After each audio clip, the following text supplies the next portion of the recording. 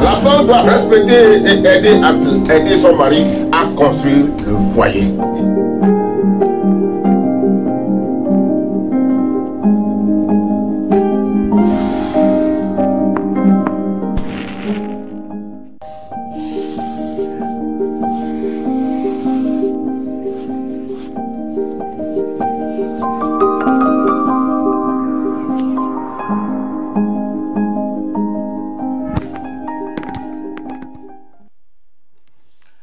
Bien-aimés frères et sœurs dans le Seigneur, amis téléspectateurs et téléspectatrices, nous vous saluons encore une fois dans le beau et précieux nom de notre Seigneur Jésus-Christ.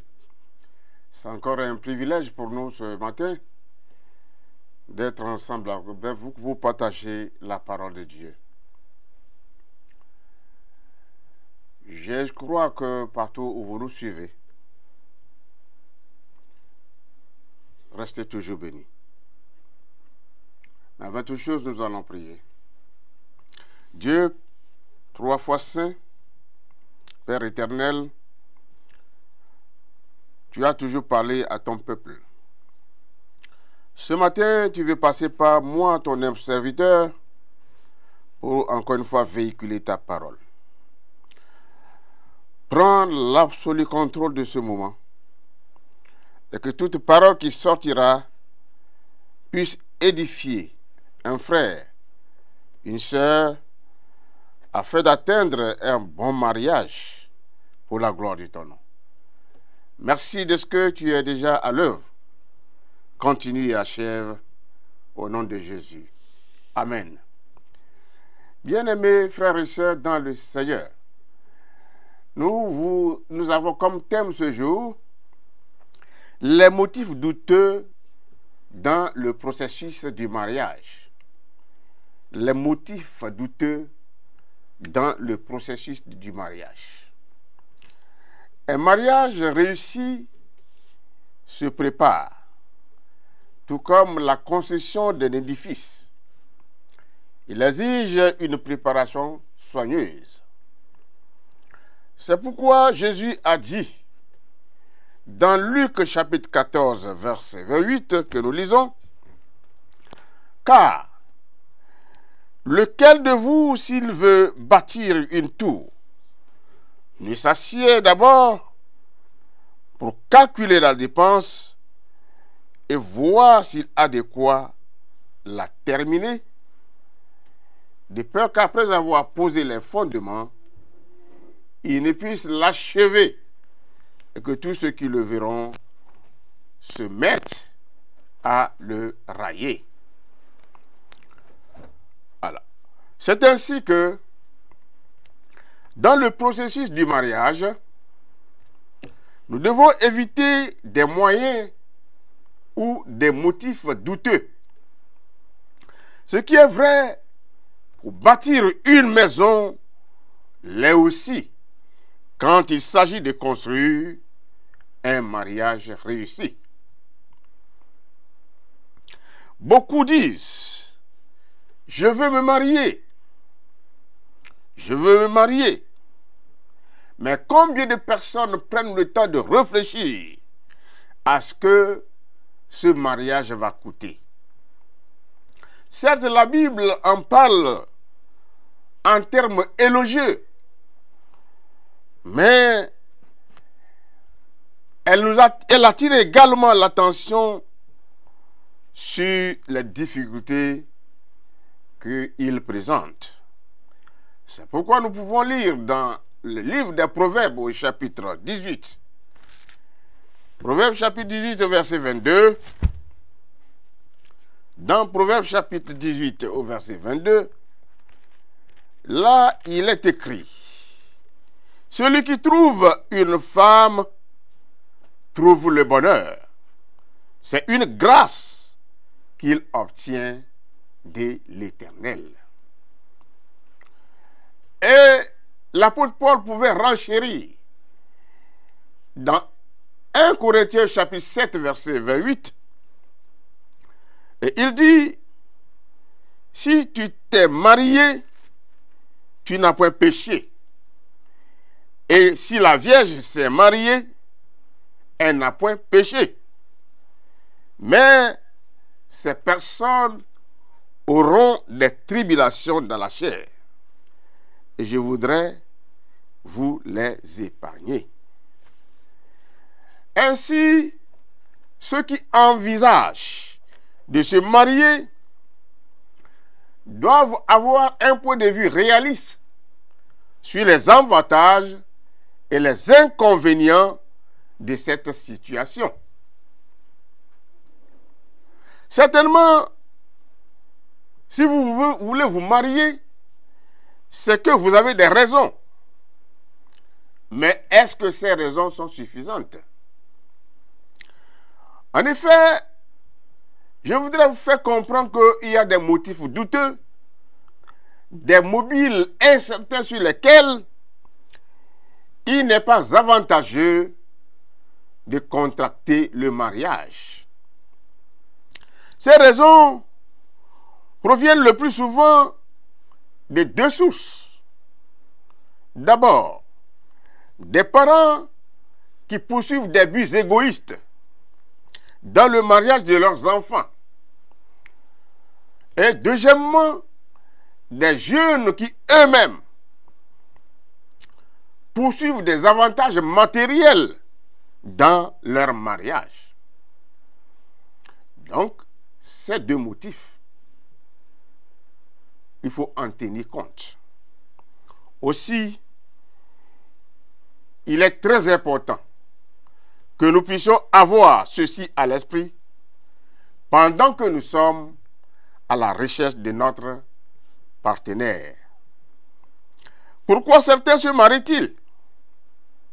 Et sur quelle base contractent-ils le mariage? C'est la question à se poser. Vous allez voir que certains disent, je suis âgé, j'ai besoin d'avoir des enfants.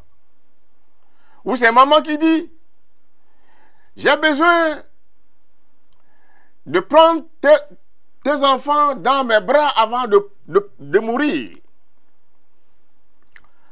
Ou bien certains disent, j'ai 20 ans, j'ai 25 ans, etc. Mes petits frères, mes petites sœurs se sont tous mariés et ont déjà des enfants. Alors pourquoi pas moi? Il me faut donc me marier. Voilà quelques raisons qui poussent certaines personnes à rentrer dans le mariage, c'est-à-dire à contracter le mariage. Il y a autre chose. Comme nous venons de le dire, les raisons d'âge. De nombreuses filles, dans leur moment d'inactivité, sont tentées de penser, je suis chrétienne depuis maintenant 5 ans, depuis maintenant 10 ans, mais aucun garçon ne s'intéresse à moi. Aucun ne semble m'aimer assez pour pouvoir m'épouser, même si je suis toujours vierge. Ah, ce Dieu ne me voit-il pas? Ce Dieu que je sers, étant devenu chrétienne, ne me voit-il pas? Alors pourquoi ne me récompense-t-il pas par un bon mari, alors que toutes ces filles, souvent dépourvues de moralité, se marient? Voilà certains raisonnements. Certains se marient à cause de ces raisonnements-là. La question est de savoir si ces motifs sont suffisants pour se marier. Parfois, ce sont les parents qui disent, mon fils, ma fille, je pense que tu es maintenant âgé. Que fais-tu encore dans la famille en restant célibataire? Pourquoi ne te maries-tu pas? Ne vois-tu pas tes petits frères et tes petites sœurs? Marie-toi, afin que nous puissions avoir la joie des grands-parents. Voilà quelques conseils que certains parents donnent à leurs enfants pour les pousser à se marier. Mais si nous lisons dans Nombre chapitre 27, Nombre chapitre 27,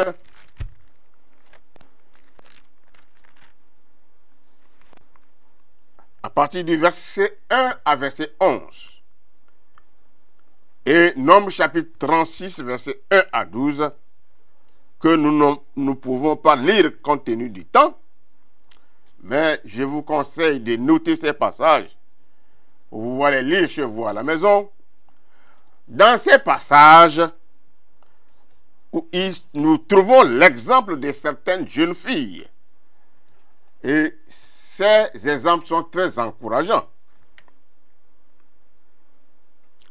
Nous remarquons dans ces passages où les filles d'un certain Tsélophade éprouvaient elles aussi les mêmes difficultés que rencontrent de nos jours beaucoup de jeunes filles croyantes qui sont obligées de constater qu'il y a dans leur entourage trop peu de jeunes frères résolus, décidés pour Christ. Et ces filles de Tsélophade auraient bien pu supplier Moïse de leur trouver des conjoints. Mais au lieu de faire ainsi, elles aimaient et désiraient avant tout d'avoir ou bien d'obtenir leur héritage.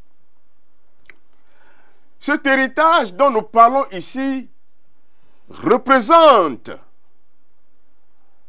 les bénédictions spirituelles.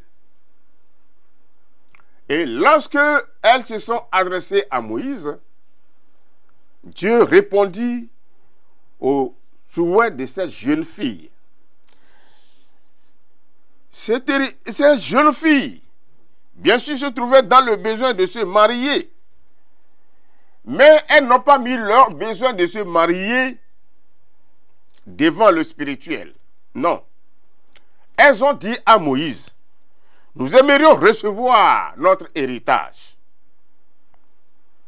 Bien-aimés frères et sœurs dans le Seigneur, Dieu nous dit, cherchez premièrement le royaume de Dieu et sa justice, et toutes ces choses vous seront données par-dessus. C'est ce que nous lisons dans Matthieu chapitre 6, verset 33. Voilà ce que nous devons faire pendant que nous sommes à la recherche de notre futur conjoint ou de notre partenaire. Les parents doivent apprendre aux enfants à demeurer dans la foi en attendant le jour de le mariage ou les aider à faire la volonté de Dieu. Pousser un enfant à se marier pour une raison quelconque, comme nous venons de le voir, n'est pas ce qu'on appelle le mariage. Ils peuvent se marier, mais ce sont des motifs insuffisants. Il y a autre raison, c'est les raisons familiales. Des fois, certains quittent le toit paternel pour aller se marier parce qu'ils n'arrivent plus à s'attendre avec leurs parents à la maison. Là non plus n'est pas une solution au mariage. D'autres enfants disent, je n'ai plus aucune liberté. Oh, je n'en peux plus. Et ces derniers abandonnent leur domicile familial, le domicile parental, et cherchent à rester en sécurité auprès d'un partenaire. Dans d'autres cas, certains disent, ah, nous sommes trop nombreux et constituons une charge pour nos parents. Ainsi, si je vais me marier, je peux toutefois alléger la charge de la famille. Et certains parents également conseillent à leurs filles d'essayer de trouver un mari sous prétexte qu'ils ont trop de charges à la maison. Bien-aimés frères et sœurs, dans le Seigneur, laissez-moi vous dire que le mariage ne résout pas la situation malheureuse de la famille. Les parents doivent savoir qu'ils ont une responsabilité à l'endroit des enfants. Et vice-versa. Certains jeunes cherchent à se marier juste pour légaliser leur sexualité. Mais les relations sexuelles ne sont réservées qu'aux mariés. La parole de Dieu nous dit, dans 1 Thessaloniciens, chapitre 4, 1 Thessaloniciens, chapitre 4 que nous allons lire, 1 Thessaloniciens, chapitre 4.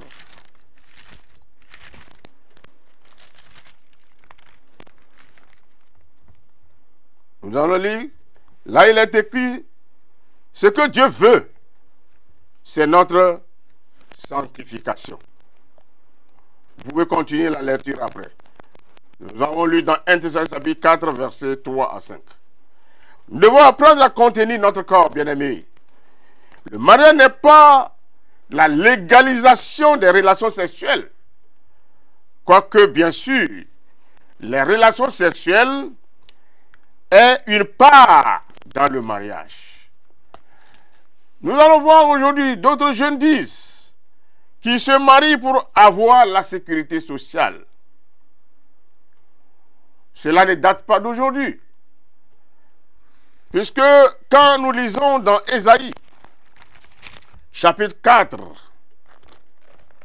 Ésaïe chapitre 4, verset 1, oui, dans Ésaïe chapitre 4, verset 1, il est écrit, « Et cette femme saisiront en ce jour un seul homme et diront, nous mangerons notre pain et nous nous vêtirons de nos habits. Fais-nous seulement porter ton nom. Enlève notre opprobre. » Dans ce passage,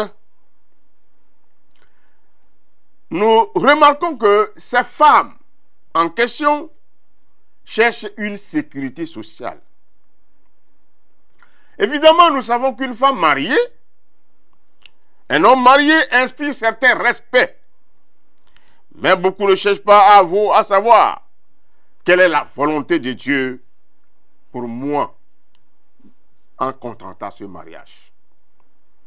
Parfois, certaines personnes très spirituelles cherchent à imposer le choix par un songe, une vision ou une prophétie. Et le plus souvent, ce sont des choses qui ne sont pas vraies. De même, certains parents aussi prennent de l'argent contre leurs filles.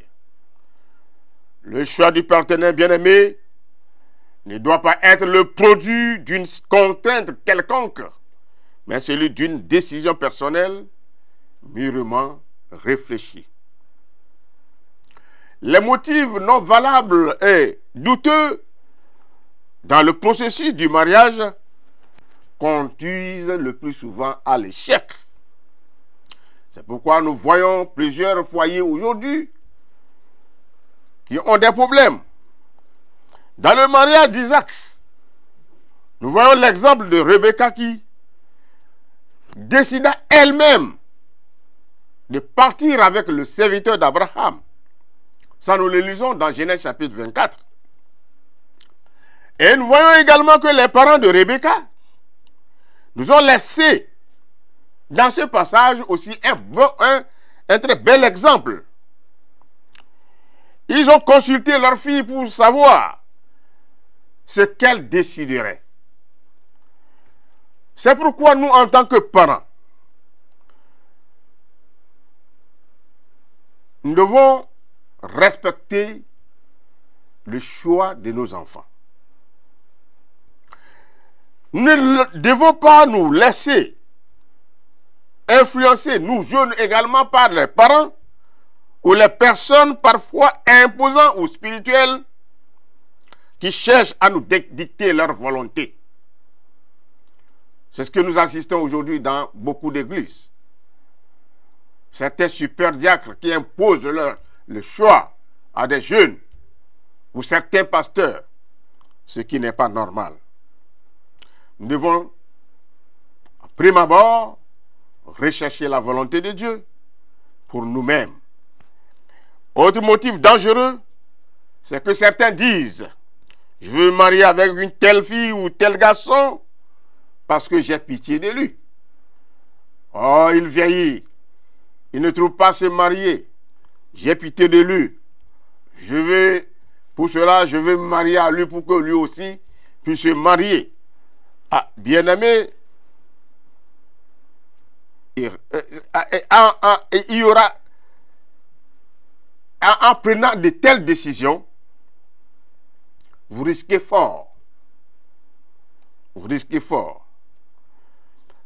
Et se marier n'est pas de la décision d'une personne.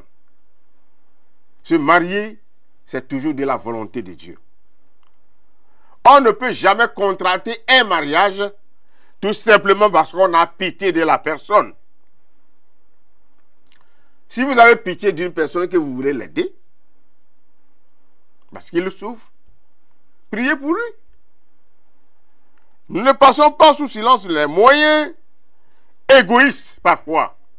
Oui, il y a également ces moyens égoïstes. Non, mais notons qu'au commencement, avant que Dieu ne crée à Adam une aide, une femme qui lui corresponde, Dieu a mûrement pensé. Dieu a senti le besoin. C'est pourquoi il a dit, non, il n'est pas bon que l'homme soit seul. Nous le lisons dans Genèse chapitre 2, verset 18. Il n'est pas bon que l'homme soit seul. Je lui ferai une aide semblable. Son vis-à-vis. Ce n'est pas Adam qui a décidé d'imposer à Dieu une femme. Mais c'est plutôt Dieu qui a trouvé qu'il n'est pas bon et qu'il va faire une aide semblable à Adam. Avoir un partenaire riche, un partenaire beau, svelte, teint clair, bien instruit, bien positionné, etc. D'accord? Tout ça là, ce n'est pas contraire à la parole de Dieu. Mais le plus souvent, quand on cherche premièrement ces choses, elles finissent par contrarier le plan de Dieu pour notre vie et peuvent constituer au cours des années une charge dans notre vie que nous voulons mener en commun. C'est pourquoi il faut toujours faire attention. Il ne faut pas se baser sur le matériel pour dire celui-ci, il est bien, c'est pourquoi je vais me marier à lui. Non, mais tu peux te marier à lui aujourd'hui parce qu'il est bien. Mais si dans 5 ans après, si il fait faillite dans son entreprise, tu te maries aujourd'hui parce qu'il est beau, elle est belle. Si après 5 ans, elle fait un accident, son visage est dévisagé, hein, il ou elle est devenu perclus de son pied, qu'est-ce que tu allais dire? C'est pour cela que nous savons que ces privilèges sont vraiment désirables, mais ne garantissent pas un mariage heureux. C'est pourquoi le livre des Proverbes, chapitre 15, versets 16 à 17, nous dit, Proverbes, chapitre 15, versets 15 à 17, oui, nous dit, mieux vaut peu avec la crainte de l'Éternel qu'un grand trésor avec le trouble. Mieux vaut de l'herbe pour nourriture, là où règne l'amour, qu'un bœuf engraissé si la haine est là. Le mariage doit être construit sur la base de l'amour. Le mariage, c'est l'union entre deux personnes qui s'aiment selon l'amour de Dieu. Il est très important de partir sur cette base-là. Il ne faut pas chercher les trésors, les biens matériels de ce monde. Mais d'abord, bâtir le foyer à partir de cette base qu'est l'amour désintéressé. Proverbe 17:1 nous dit, Proverbe 17, chapitre 1 nous dit, mieux vaut un morceau de pain sec avec la paix qu'une maison pleine de viande avec des querelles. S'il n'y a pas l'amour, mais il y a tout, il n'y aura jamais la paix. La paix de Dieu vaut mieux que tout cela. Et il est important que nous posions les bases de notre vie de couple sur la volonté de Dieu et non sur le bonheur à la vue des hommes. L'argent, l'or, le succès, la beauté, la sécurité, etc. ne peut pas nous amener le bonheur ou la paix dans le foyer. Dans le livre des Proverbes, chapitre 21, verset 9 et verset 19, il est écrit, mieux vaut habiter à l'angle d'un toit que de partager la demeure d'une femme querelleuse. Il y a tout, il y a de l'argent, mais chaque jour c'est la querelle dans le foyer. Chaque jour, tu n'es pas le cœur tranquille à cause des querelles. Alors, comment ce foyer pouvait-il réussir? Et le verset 19 nous dit, mieux vaut habiter dans une terre déserte qu'à vivre avec une femme querelleuse et irritable. Nous voyons qu'une femme peut être belle, avoir toutes les qualités que nous cherchons, mais querelleuse. La Bible dit, donc il vaut mieux habiter dans l'angle d'un toit que d'accepter habiter avec une telle femme. Les expériences que font beaucoup de personnes sur ce plan est vraiment douloureuse. Vous pouvez le voir, ils sont en couple, mais séparés depuis des années. Ils sont toujours ensemble, mais séparés. C'est pourquoi Dieu veut nous aider. Dieu veut nous épargner de tous ces problèmes que nous pouvons rencontrer plus tard dans notre mariage si nous acceptons abandonner ces motifs douteux. Demeurons dans les perspectives bibliques dans notre marche quotidienne avec notre Dieu. Alors, pour conclure, disons, pour suivre les voies tracées par Dieu dans le processus du mariage, nous pouvons garder la paix dans notre cœur, même si nous sommes très âgés. Prenons l'exemple des serviteurs de Dieu des temps bibliques. Comment parvenaient-ils à garder leur joie en vieillissant? C'est sûrement parce qu'ils vivaient en harmonie avec les principes de la Bible. Psaume 119, verset 105 nous dit que la parole de Dieu est comme une lumière sur nos sentiers. Bien des choses agissent sur notre cœur, nos pensées et sur nos sentiments et produisent la convoitise. Mais l'apôtre Paul met en garde son fils spirituel Timothée contre les convoitises venant du dedans et du dehors.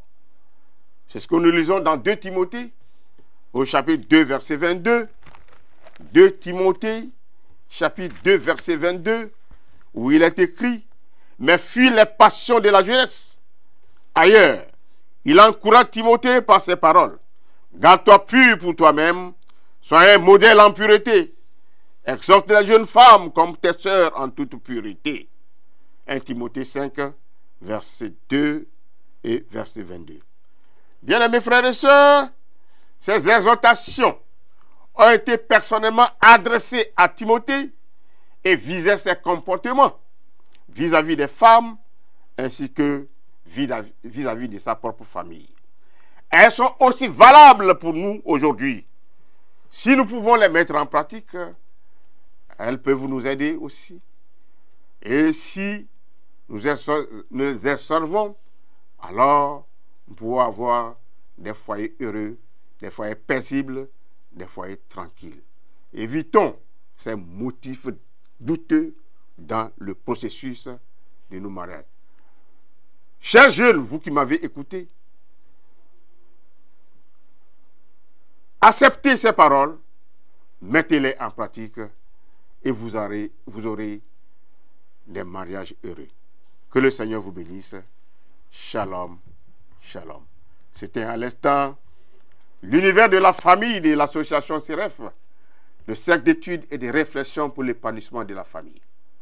Alors, si vous désirez avoir plus de conseils et de prières, alors nous avons une plateforme du nom d'École des mariages et vous pouvez téléphoner au numéro de téléphone que vous voyez déjà sur l'écran.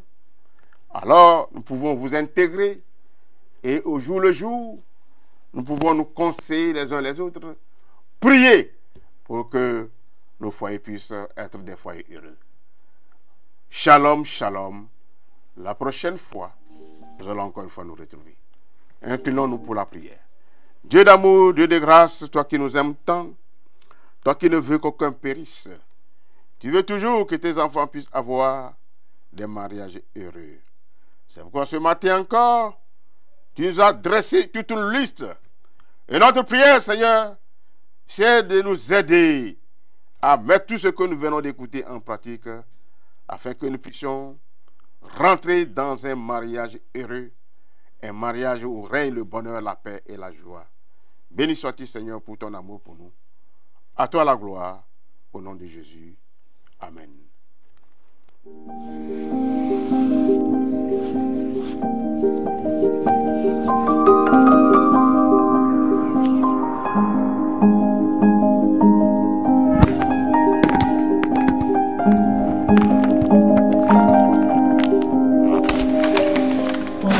La femme doit respecter et aider son mari à construire le foyer.